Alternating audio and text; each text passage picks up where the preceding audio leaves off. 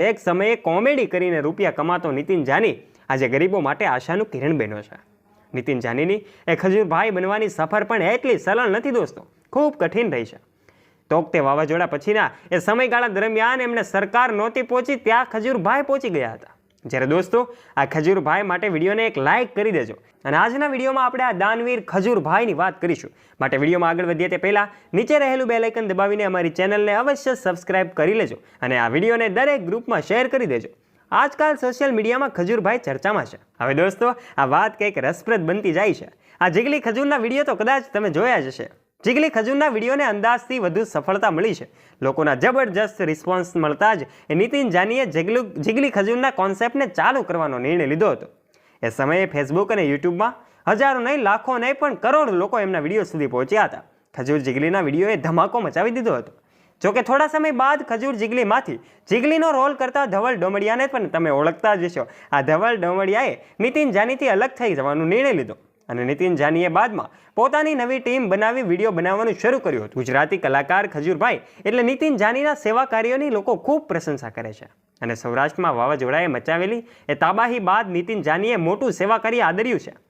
Nitin જાનીની team સાથે સૌરાષ્ટ્રના ગામડે ગામડે ફરીને લોકોને પોતાની બનતી મદદ કરી રહ્યા છે। પોતાની કોમેડીથી લોકોને પેટ પકડીને હસાવનારે નીતિન જાનીની વ્યક્તિત્વની બીજી બાજુ ઉજાગર થઈ છે દોસ્તો। લોકો એના કાર્યોને ખોબલે ખોબલે વખાણ કરી રહ્યા છે। તો આવો અમે તમને આજે નીતિન જાનીના એ ઘરની શેર કરાવીએ અને આજે આપણે આ દાનવીર નીતિન જાની એટલે કે ખજૂરભાઈની કેટલીક ખાસ વાતો જાણીએ।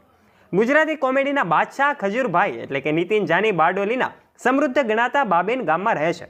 નીતિન જાની પરિવાર સાથે બાબેન ગામમાં એક લેક સિટીમાં રહે છે અને એમનો બંગલો ખૂબ મજાનો રહ્યો છે। લેક સિટીમાં ખૂબ જ હાઈફાઈ બંગલામાં નીતિન જાની મોટા ભાઈ અને સાથી કલાકાર તરુણ જાની એમ જ પરિવાર સાથે રહે છે। નીતિન જાનીનું એક ઘર પૂનામાં પણ આવેલું છે જ્યાં એમના પત્ની રહે છે, જે પૂનામાં આઈટી પ્રોફેશનલની નોકરી કરે છે। નીતિન જાનીએ બારડોલીમાં બીસીએનો અભ્યાસ કરીને માસ્ટર ડિગ્રી માટે પુણેની વાટ પકડી હતી। અહીં નીતિન જાની એમ કહેવાય કે આઈટી પ્રોફેશનલ તરીકે નોકરી કરી હતી અને આ દરમિયાન એને એક્ટિંગમાં રસ જાગ્યો હતો। આઈટી કંપનીમાં નોકરી દરમિયાન વર્ષ 2012માં ટીવી શો બિગ બોસમાં કામ કરવાનો પહેલો ચાન્સ એમને મળ્યો હતો।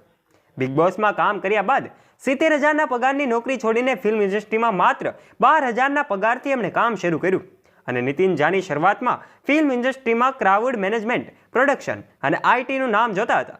બાદમાં એમણે લેખક તરીકે સ્ક્રિપ્ટ લખવાની શરૂઆત કરી દોસ્તો। નીતિન જાની બિગ બોસ બાદ ઝલક દિખલા જા, સાવધાન ઇન્ડિયા, ગોટ ટેલેન્ટ અને કેબીસીમાં પણ કામ કરી ચૂક્યા છે। બાદમાં પોતાનું વેન્ચર શરૂ કર્યું અને ગુજરાતી ફિલ્મ આવું જ રહેશે ડિરેક્ટ કરી હતી। પોતાના ડિરેક્ટ કરેલી આ ફિલ્મ ગુજરાતી આવું જ રહેશેનું પ્રમોશન અને માર્કેટિંગ માટે એમણે જીગલી ખજૂરના વિડીયો બનાવવાનું શરૂ કર્યું। આજે નીતિન જાનીની ખજૂરભાઈ અને ખજૂરભાઈ વ્લોગ્સ એમ 2 યુટ્યુબ ચેનલ છે। એમના વિડીયોને લાખો લોકો જોઈ રહ્યા છે અને એને ખૂબ પ્રેમ આપી રહ્યા છે કારણ કે ખજૂરભાઈનું કામ પણ ખૂબ સેવાકીય રહ્યું છે। સમાજ માટે, ગરીબોને માટે, ગરીબોના કલ્યાણ માટે એમણે રૂપિયા વાપર્યા છે।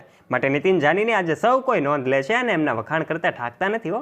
આ નીતિન જાની આ વિશે આપનું શું કહેવું છે? આ નીતિન જાનીની સેવા કાર્ય વિશે આપને જો વિશેષ ખબર હોય તો આપનો મત પણ કોમેન્ટ બોક્સમાં અમને કોમેન્ટ કરીને જરૂરથી જણાવજો।